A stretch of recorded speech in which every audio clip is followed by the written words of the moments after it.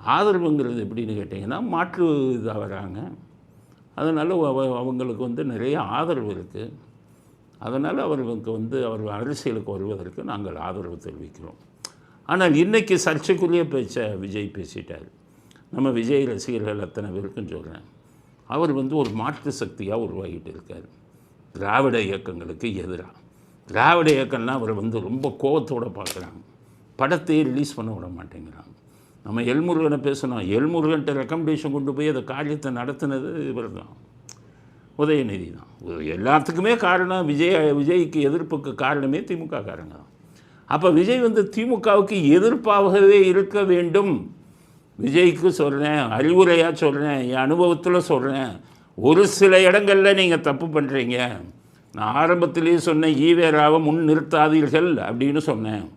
நீங்கள் ஈவேராவை முன் நிறுத்திக்கிட்டே இருந்தீங்க. ஈவேராவை முன் நிறுத்தினா சாமி கும்பிட்றவன் ஓட்டு போட மாட்டான்னு சொன்னேன்.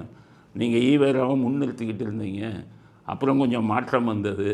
இல்லை, ஈவேரா அந்த சாமி கும்பிடாத விஷயத்தை தான் நாங்கள் எதிர்க்கிறோம், அதுக்கு நாங்கள் ஆதரவு இல்லை. ஆனால் மற்ற விஷயத்துக்கு ஆதரவுன்னாரு. மற்ற விஷயம்னா நான் வளர்ப்பு 73 வயசில் கல்யாணம் பண்ணதை ஆதரிக்க முடியுமா? வளர்ப்பு பண்ண வந்து கல்யாணம் பண்ணதை ஆதரிக்க முடியுமா? அதனால் அவர் தாயுடன் உறவு வைத்தால் தப்பு இல்லைன்னு சொன்ன கருத்தை ஆதரிக்க முடியுமா? அவர் சொன்ன அத்தனை கருத்துகளும் மோசமான விஷயந்தான். அதனால் யாரோ ஒரு டிஎம்கே ஏஜென்ட்டு விஜய் கூட இருந்து இவருக்கு வந்து திமுகவுக்கு ஆதரவான விஷயங்களை சொல்லிக் கொடுத்து கொண்டிருக்கிறார்கள்ங்கிறது என்னுடைய கருத்தை. விஜய் அவர்கள் ஜாக்கிரதையாக இருக்கணும்.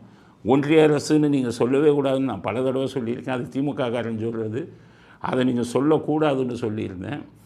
அதுக்கப்புறம் இப்போ அவர் சொல்கிறதில்ல. ஆனால் இன்றைக்கி ஒரு முக்கியமான விஷயத்தை பேசிட்டார். அது மிக மிக தப்பான விஷயம். என்னென்னு கேட்டிங்கன்னா, விஜய் ரசிகர்கள் எல்லாம் புரிஞ்சுக்கோங்க. அவர் ஏதாச்சும் தவறாக கருத்து சொன்னால் அவர்கிட்ட சொல்லி நம்ம திருத்தணும். என்னென்னா, தமிழ் புத்தாண்டு வந்து ஏப்ரல் மாதம் 14ஆம் தேதி. இதுதான் தமிழ் புத்தாண்டு. ஆயிரக்கணக்கான வருஷமாக தமிழர்கள் உலகம் முழுவதும் இருக்கும் தமிழர்கள் கொண்டாடக்கூடியது ஏப்ரல் 14 சித்திரை மாதம் 1ஆம் தேதி. இந்த தமிழ் புத்தாண்டுக்கு ஒரு மிகப்பெரிய வரலாறு இருக்குது. எப்படின்னு கேட்டிங்கன்னா, நல்லா புரிஞ்சுக்கங்க. பூமி சூரியனை ஒரு முறை சுற்றி வந்தால் அதுதான் ஒரு நாள், 24 மணி நேரம். அதே மாதிரி சூரியன் வந்து 365 நாள், சூரியனை பூமி 365 நாள் அண்ட் சம்திங் சுற்றினா அது ஒரு வருடம். இதுதான் ஆங்கில முறைப்படி கணக்கு.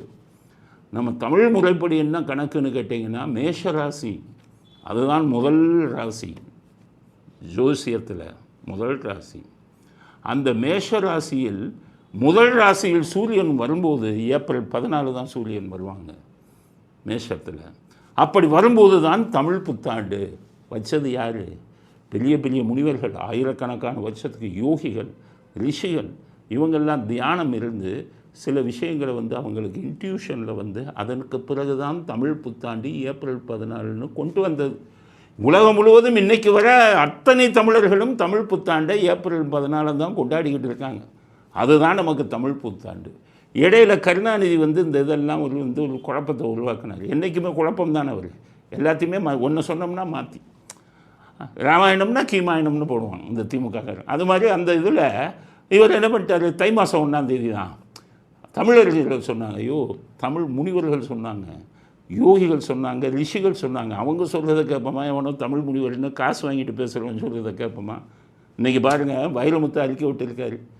தமிழ் இது புத்தாண்டு வந்து தை மாதம் 1ஆம் தேதி தான் அப்படின்னு சொன்னாங்க தமிழ் அறிஞர்கள்.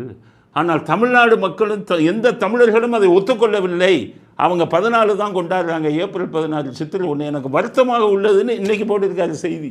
அப்போ அவரே வந்துக்கிட்டு தமிழ் மக்கள் உலகம் முழுவதும் இருக்கும் தமிழ் மக்கள் இது சத்திர இதை வந்து தை 1ஆம் தேதியை புத்தாண்டாக ஏற்றுக்கொள்ளவில்லைன்னு சொல்கிறாங்க. கருணாநிதி கொண்டு வந்தார் தை மாதம் 1ஆம் தேதி, ஒரு வயலும் கேட்கல. இன்றைக்கி ஸ்டாலினே பேசலை, தமிழ் புத்தாண்டு வாழ்த்துக்கள்னு ஸ்டாலின் சொல்லலை, தை 1. உதயநிதி சொல்லலை, கனிமொழி சொல்லலை.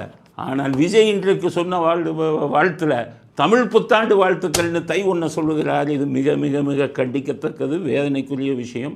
விஜய் வந்து இப்படி பேசுகிறது ஒட்டுமொத்த தமிழர்களின் உணர்வை பாதிக்கக்கூடிய விஷயம். மாற்றிக்கொள்ளுங்கள். உங்கள் கூட யாரோ டிஎம்கே ஆளுங்க இருக்காங்க, உங்களை தப்பாக வழி நடத்துகிறாங்க. இதெல்லாம் தமிழர்களின் உணர்வுகள் சம்பந்தப்பட்ட விஷயம். விஜய் ரசிகர்களுக்கு சொல்கிறேன், அவர் தவறு செய்கிறார் என்றால் அதை சுட்டி காட்டணும், அப்போ தான் தவறை திருத்திக் கொள்வார். அதனால் விஜய்க்கு வந்து இந்த இதில் பொங்கல் இதில் ஒரு எதிர்மறையான கருத்தை, திமுக காரர்கள் பேசக்கூடிய கருத்தை சொல்லியிருக்கிறார். அதனால் விஜய்க்கு வந்து இதை மாற்றுங்க. இது வந்து எங்களுடைய கண்டனத்தை தெரிவித்துக் கொள்கிறோம்.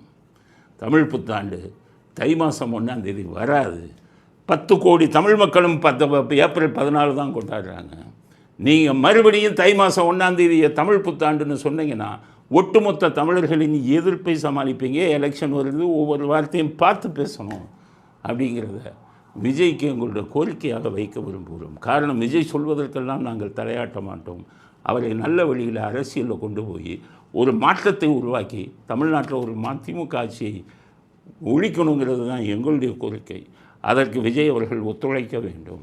நல்ல அவங்களை அட்வைஸரை வச்சுக்கோங்க அப்படிங்கிறது எங்களுடைய அடுத்த கட்ட கருத்து. அதுக்கடுத்தது சுப்ரீம் கோர்ட் ஜட்ஜ்மெண்ட், ஜனநாயகன் படம் விஷயமாக சுப்ரீம் கோர்ட்டில் என்ன சொல்லியிருக்கான், ஜனநாயகன் இதில் தள்ளுபடி பண்ணிட்டாங்க. உடனே இந்த சன்